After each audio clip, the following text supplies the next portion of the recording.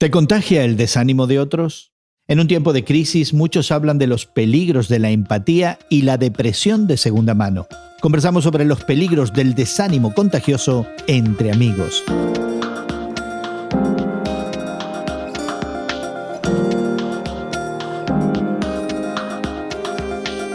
Gracias por acompañarnos entre amigos, esta conversación semanal que tenemos Guillermo Serrano, Elsa Masón y tu servidor Jesús García, donde hablamos de la fe cristiana y el mundo contemporáneo. Y un artículo recientemente publicado en la revista Stylist nos llama la atención porque habla del problema de la empatía, de la conexión emocional, que pudiera ser que en este tiempo de crisis y de pandemias y de desánimo generalizado, algo contagioso. Y Guillermo, a ti te interesó particularmente este tema. No sé si como una forma indirecta de decirnos que algunos de tus amigos no somos una influencia buena y que estás experimentando algún tipo de relación tóxica. Yo estaba muy interesado antes en la cuestión de la simpatía, es decir, la gente que simpatizaba conmigo o yo con ellos, pero este término de la empatía es algo novedoso para mí, porque es otra categoría para expresar el interés que las personas tienen por las situaciones que uno está atravesando. En cuanto a mis colegas con los que interactúo en este programa frecuentemente, no encuentro ni simpatía ni empatía. Eres totalmente indiferente ante nosotros y nuestras emociones, no importa lo trágicas que sean. Exactamente, pero yo creo que este artículo está reflejando algo que se está haciendo muy común hoy día en la sociedad. Lo noto yo en cuestiones que comentan personas que conozco, mis hijos, mis hijas a veces, y en donde ellas o ellos se quieren envolver emocionalmente con la persona. Y yo trato de combatir eso diciéndoles que necesitan poner alguna distancia. A lo mejor mi actitud parece un poco cínica, pero a veces las veo afectadas, que realmente es una cuestión preocupante. Yo creo que hay un balance, ¿no? Yo cuando escucho las palabras de Guillermo, las preguntas de Gerson, recuerdo el momento en que Jesús lloró, ¿no? Ante la noticia de que su amigo Lázaro había fallecido. Y ahí está él empatizando con las hermanas de Lázaro, con la pérdida de Lázaro mismo. Pero también otras veces vemos cómo Jesús, en otras situaciones, Jesús se distanciaba y creaba él un espacio entre él y sus discípulos, ¿no? Él se iba a orar, se retiraba, de repente está en medio de las multitudes, ¿no? Y lo empiezan a cuestionar y vemos cómo él podía de cierta manera escaparse de esa, ¿no? Salirse de esa situación. Yo creo que más que nada debemos aceptar que ambas situaciones, ambas opciones, ¿no? Son soluciones a ciertas circunstancias en las cuales nos podemos encontrar cuando vemos el sufrimiento cara a cara. Muchas veces tenemos la capacidad, la sabiduría, la emoción de compasión para acompañar el sufrimiento de otra persona en medio de una situación difícil, y en otras ocasiones debemos de tener esa sabiduría de decir, no, ahora necesito ausentarme, aunque sea temporalmente, ¿verdad? Porque si no, vamos a ser dos los que estemos hincados y no podemos levantar unos al otro. Entonces, este artículo explica que tenemos que poner límites para protegernos a nosotros mismos sin que esto signifique de alguna manera dañar la amistad. Dice, cuando un amigo no lo está pasando muy bien, nosotros no nos tenemos que sentir obligados a arreglar la situación por ellos. Y quizá también tenemos que entender que no es nuestra responsabilidad, aunque podemos ofrecer toda la ayuda que sea necesaria. Entonces, cuando Elsa menciona esta actitud de Jesucristo, que era una persona muy empática con sus discípulos y estaba dispuesto, como lo probó, a dar su vida por ellos, sin embargo, también reclamaba ciertos espacios de privacidad. Y no es la actitud que vemos en los profesionales de la salud en general, y en particular, ya que estamos hablando de nuestras emociones, en los profesionales de la salud mental. Es decir, este distanciamiento, mantenerse un tanto al margen mientras se busca la conexión con el paciente, ¿no? Y me da la impresión que si nosotros vemos eso en nuestros amigos lo interpretaríamos como un acto de callosidad y quizás si lo experimentáramos de primera mano de Jesucristo, que de pronto ante nuestras lágrimas y nuestras crisis y nuestra vida frenética, de pronto Jesucristo dice, bueno, te entiendo y sí, Dios te cuida, pero ahora me tengo que distanciar un momento de todo este caos. Bueno, pero es curioso que la persona que escribe este artículo dice que a pesar de estas situaciones en donde nosotros podemos empatizar y también simpatizar con las personas, y todavía no puedo ver la diferencia entre empatizar y simpatizar, después ustedes me la explicarán, dice que debe haber la manera de encontrar algún tipo de disfrute en esta relación con las personas que están pasando por este momento, es decir, no la risa cínica, pero también tratar de animar a la persona, animarse uno, en el sentido de que estas cuestiones que le suceden a los seres humanos ya pasarán, ¿no? Es una cuestión temporal en donde nosotros podemos sentir por la persona, pero también tenemos que tratar de animar en ese sentido, en donde el disfrute, el gozo, el ánimo ligero parece que se pierde o se ha perdido cuando la persona está pasando en la hondura de la pena, de la depresión o del dolor. Así que no sería necesariamente uno escapando, pero uno saliendo de eso y trayéndose consigo a la persona hacia estadios de bienestar emocional. Y fíjense que los jóvenes de hoy tienen esta actitud de sufrir, pero de sufrir hasta el extremo, con los amigos que están pasando por una situación difícil, o por un dolor, o por un desengaño, o como lo puso un cantante, Sammy Davis, de la época de los 60 o 70, él tiene una canción a la que yo nunca le había puesto mucho sentido. Él dice, no sé por qué, no me puedo enamorar. Dice, mis amigos todos lo pasan bien, tienen una novia, un novio, van a actividades sociales, pero yo, y esa canción pasó inadvertida para los críticos, porque realmente es una canción un poco depresiva. Yo cuando la escuché, no es que me haya deprimido mucho, me deprimí cuando la oí, vamos a ser sinceros, pero me levanté. Pero la canción es alegre, aunque es una balada, pero él lo dice de una manera muy gráfica, ¿no? Que él no sabe qué es lo que está mal con él, que no se puede enamorar.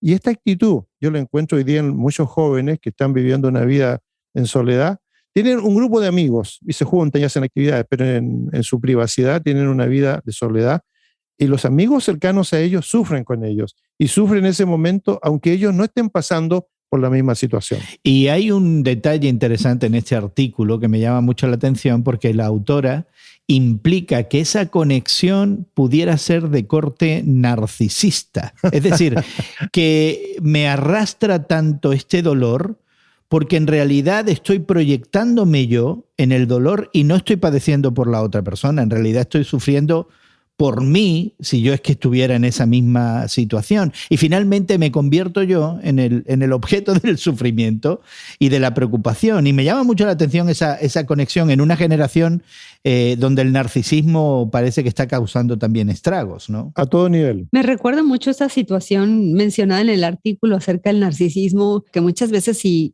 vamos al cine o estamos viendo algún programa, alguna película donde hay tristeza, ¿no?, demostrada entre los personajes en la situación que están viviendo en la película, en una novela, empieza uno a sentir lo que sienten los personajes, ¿no? Pero en realidad alguien estaba afirmando que es un escape de nuestras emociones y estamos de cierta manera aprovechando el momento triste de la película para entonces nosotros poder en ese momento llorar por nuestra propia situación. Interesante el concepto porque esto del narcisismo yo lo experimenté muchas veces estando viviendo en España porque yo estudié allá y esto le va a parecer un horror a Elsa, pero en las corridas de toros, por ejemplo, yo a veces empatizaba, mi empatía estaba más con el toro que con el torero, ¿no?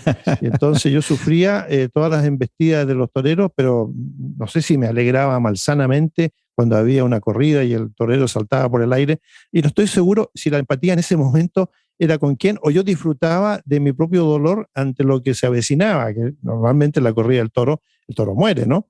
Entonces yo sufría anticipadamente, hasta me corrían las lágrimas, aunque después no tenía problema en un restaurante comerme un buen bistec, ¿no? Entonces yo creo que honestamente hay una corriente aquí muy extraña en el ser humano que le lleva a estas actitudes de dolerse y dolerse de verdad con alguien y después tratar de recuperarse de eso, aunque a veces algunas personas tienen mucha dificultad. Ya, el Evangelio da testimonio de que aunque Jesucristo había momentos donde salía de en medio de la multitud o de las situaciones de crisis que a veces le rodeaban y del dolor humano se ausentaba momentáneamente, no nos queda duda leyendo el Evangelio de que había una gran compasión, de que cuando Jesucristo veía a las multitudes a veces las veía como ovejas sin pastor, de que no había una necesidad que se le pusiera delante que él no respondiera de alguna manera.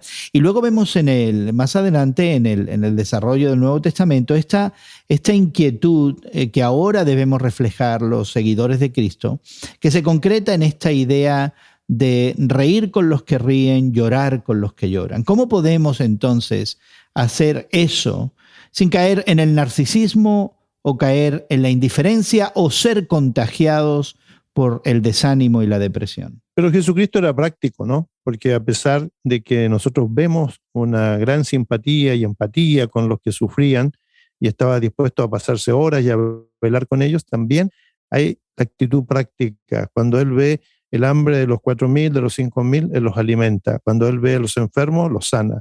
Cuando Él ve a los que se preocupan con una ansiedad que va más allá de la lógica, Él les dice, nadie le puede añadir a su vida una hora.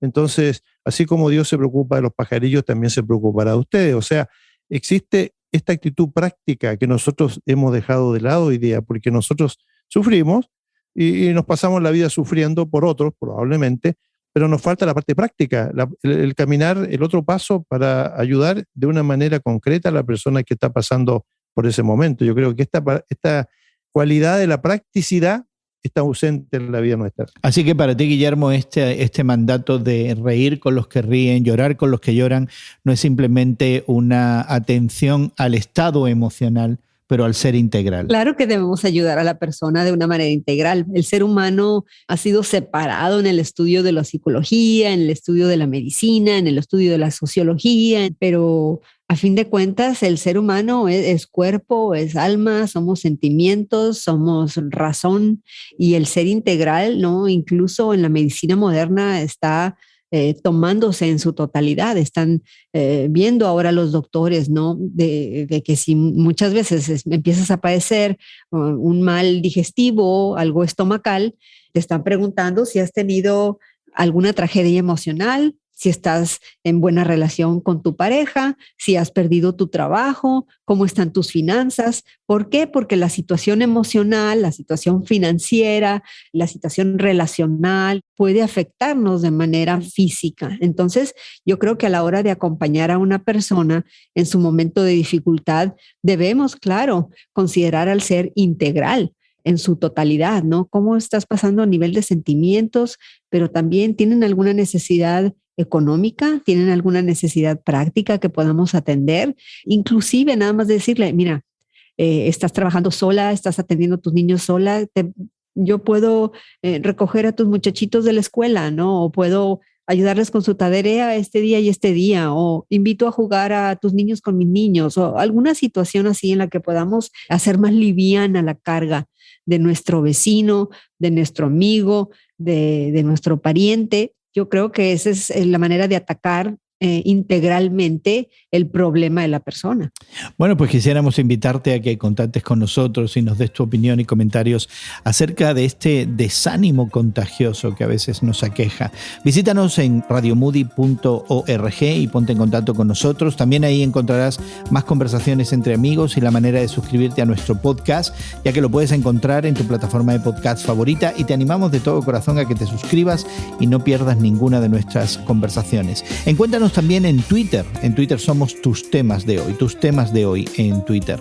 Agradecemos el trabajo de realización de nuestros equipos de producción en Estados Unidos, Brasil y México, y también a Elsa y a Guillermo por el tiempo para conversar con nosotros. Y a nombre de todos en este equipo, nuestra gratitud va para ti por habernos acompañado. Confiamos que hayas disfrutado de esta conversación entre amigos y que nos volvamos a encontrar en otra ocasión. Que pases un buen día y que Dios te bendiga.